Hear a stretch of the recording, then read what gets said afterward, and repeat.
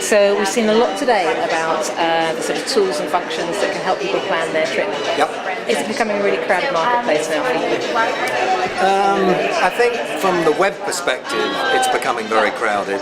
But of course, what the marketplace seems to have missed is the fact that many travellers continue to use email and voice, and that's still a very manual process.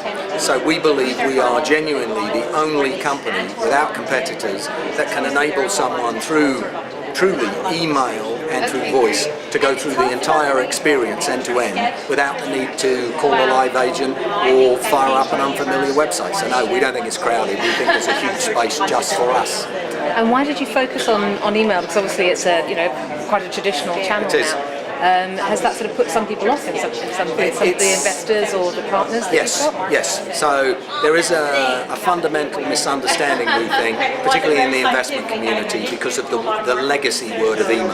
But the reality is, if it costs $30 to serve an email, and that represents 50% or more of all of the booking requests that you get, then trying to move somebody to a portal might be an undoable task.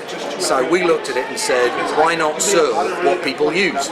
So in automating email, what we're actually doing is bringing it into the 21st century, making it a true e-commerce experience that it's never been before.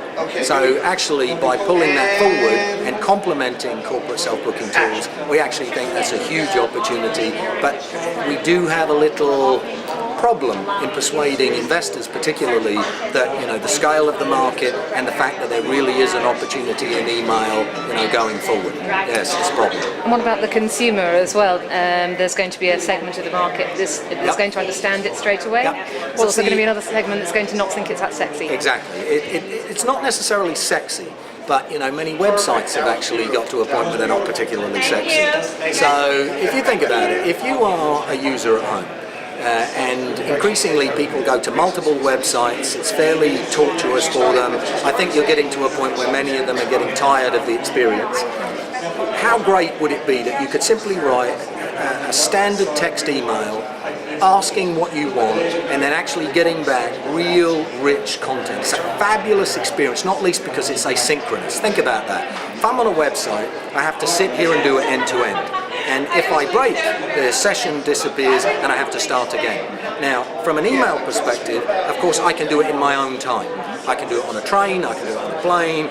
So I actually start the process, I send the email. When I'm ready, I can look at the response. When I'm ready, I can ask for a final quote. When I'm ready, I can do the booking. We think that asynchronous capability might not be sexy, but it's fundamentally powerful. And how much have you spent developing this? We've spent 4 years and $6 million of real money to get the platform. This is a real enterprise application. This isn't a website that you can knock up in your back bedroom. So 4 years with a large team building this platform. But that doesn't count all of the sweat equity that's actually gone into the product over that period of time. So it's a large sum. And now you're launching it in a market which 44% of the people in that audience think is going to decrease by 5%. What a great time to actually go to someone and say, if the issue is one of cost, think about it, the travel management companies have thousands and thousands of agents, not only the cost but the complexity of managing that, and we're coming along and saying we can automate that, we can reduce structurally your cost and ultimately give a better experience to those users that want to use that mechanism. What a better time to come to a market than when it's in distress or indeed crisis and you've got a message that says I can structurally reduce your cost and improve experience.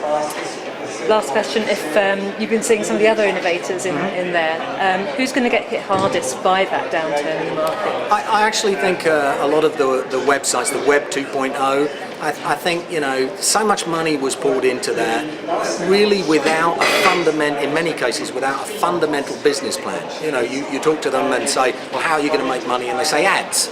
And I think that's become tired. Whereas we have a real business case. We say to somebody, we take cost, we remove it, and we charge a booking fee.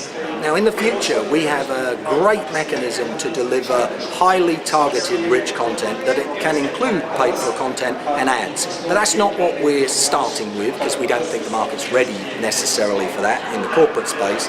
But ultimately we have a solid business today based upon revenues that we can earn. Thank you very much indeed. Thank you very much.